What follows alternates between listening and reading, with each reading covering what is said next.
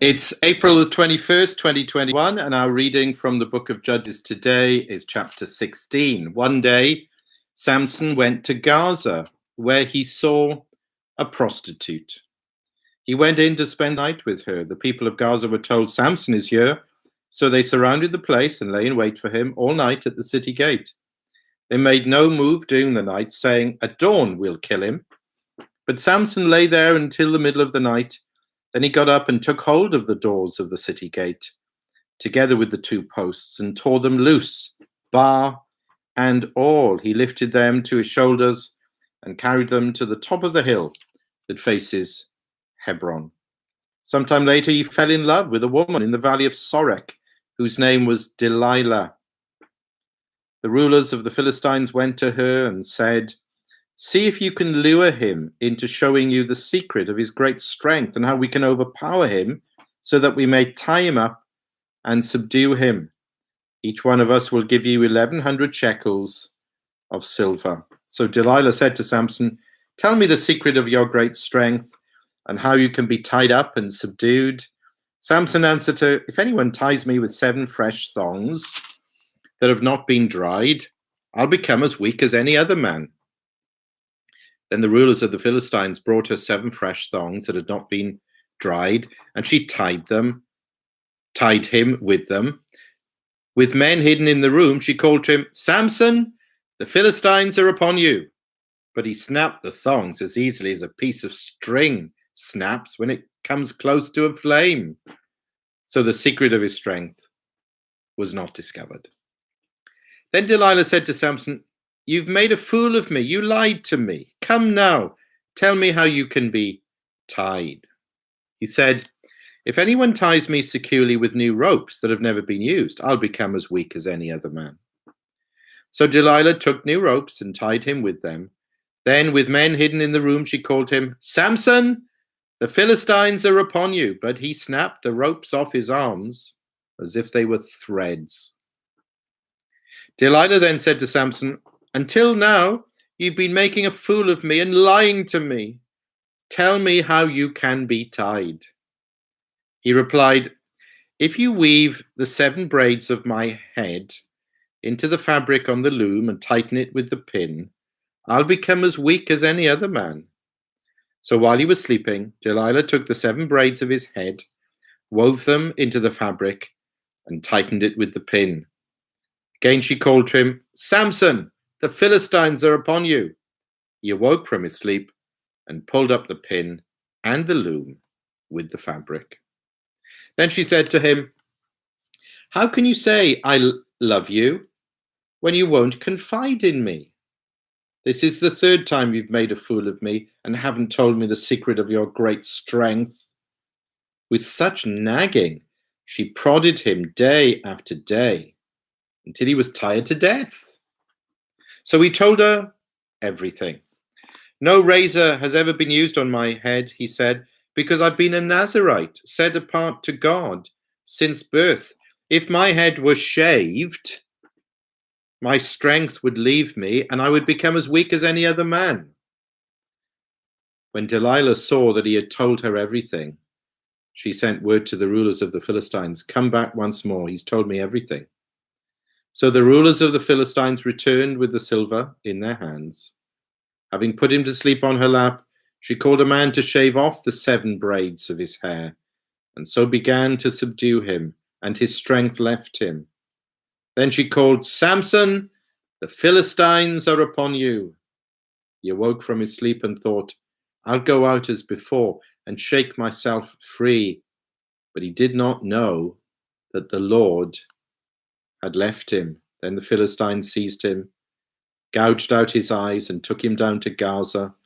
Binding him with bronze shackles, they set him to grinding in the prison. But the hair on his head began to grow, even after it had been shaved. Now the rulers of the Philistines assembled to offer a great sacrifice to Dagon, their god, and to celebrate, saying, "Our God has delivered Samson, our enemy, into our hands." When the people saw him, they praised their God, saying, "Our God has delivered our enemy into our hands, the one who laid waste our land and multiplied our slain." While they were in high spirits, they shouted, "Bring out Samson to entertain us." So they called Samson out of the prison, and he performed for them. When they stood him among the pillars, Samson said to the servant who held his hand, "Put me where I can feel the pillars that support the temple, so that I may lean against them." Now the temple was crowded with men and women. All the rulers of the Philistines were there, and on the roof were about 3,000 men and women watching Samson perform. Then Samson prayed to the Lord, "O sovereign Lord, remember me. O God, please strengthen me just once more and let me with one blow get revenge on the Philistines for my 2 eyes." Then Samson reached towards the 2 central pillars on which the temple stood, bracing himself against them, his right hand on the one and his left hand on the other. Samson said, "Let me die with the Philistines." Then he pushed with all his might, and down came the temple on the rulers and all the people in it. Thus he killed many more when he died than while he lived. Then his brothers and his father's whole family went down to get him. They brought him back and buried him between Sora and Eshtaol in the tomb of Manoah, his father. He had led Israel for 20 years. Amen. Well, the end of Samson's life involves disaster and victory. First of all, the disaster, verses 1 to 22. We have the incident to begin with the nameless prostitute, verses 1 to 3. Typical of Samson, that seems to be just driven by his lust. But perhaps even more dangerously, then he actually falls in love with a woman whose name we are given, verse 4, Delilah. What follows is the very well-known story, the tragic step-by-step process by which she seduces him to divulge the source of his strength. Eventually it comes out in verse 17. It's all to do with his hair, which is the symbol. It's only a symbol, but it's an important symbol to do with the Nazirite vow from his birth, which speaks of his calling from God. A calling, by the way, which, do you think from verse 17, is actually something that he resents and would love to get rid of? In that sense, he's just like Israel as a nation. So often they seem to resent this high and holy calling. If only they could throw off the shackles, if only they could get rid of this calling to be a holy nation and a chosen people and just be like any other nation. Samson as a man seems to feel like that. He just wants to be like everybody else and just enjoy the pleasures of this world like everybody else. Anyway, he divulges all of this to Delilah, and that is disastrous. His hair is shaved, verse 19. All his power is stripped away from him. He is enslaved, tortured, blinded. In fact, what is happening is that the stage is being set, ironically, for Samson to fulfill his ultimate calling and to achieve his greatest victory. It's hinted at in verse 22, one of the great cliffhangers, I think, in the Bible. But the hair on his head began to grow again after it had been shaved. So the great disaster, verses 1 to 22, but then the great victory, verses 23 to 31. This pathetic, fallen hero. He is brought out to entertain the masses now in this pagan festival in the temple to their god, the Philistine god, Dagon. Samson asks to be positioned, Verse 26, as he says, where I can feel the pillars that support the temple.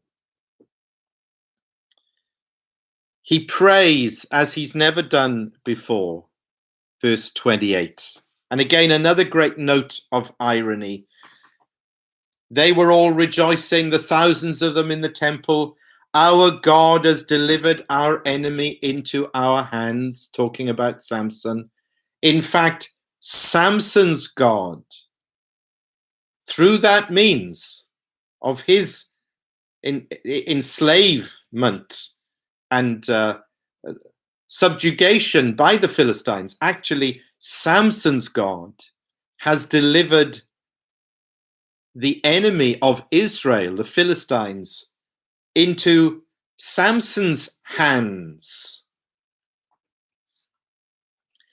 And that's how the chapter ends. With all his renewed power and might, he brings down the temple, obviously upon himself. He is killed, but all the pagan worshippers, or many of them, and the pagan god is brought low as well. But look what it says at the end of verse 30. Thus he killed many more when he died than while he lived. At the point of his greatest weakness, humiliation, and death. What do we find? This is the point of his greatest victory. And isn't that what the gospel is all about? It doesn't come across more clearly anywhere than in 1 Corinthians chapter 1. This is the great theme through 1 Corinthians 1 and 2. Whether it's in the ministry of Paul, whether it's in the membership of the church at the end of chapter 1, or whether it's in the message of the gospel itself, right at the heart of it, power through weakness, life through death, what appears to be, humanly speaking, disaster, crucifixion. That's where the victory is. 1 Corinthians chapter 1, verse 23. But we preach Christ crucified, a stumbling block to Jews and foolishness to Gentiles, but to those whom God has called, both Jews and Greeks, Christ, the power of God and the wisdom of God. For the foolishness of God is wiser than man's wisdom, and the weakness of God is stronger than man's strength.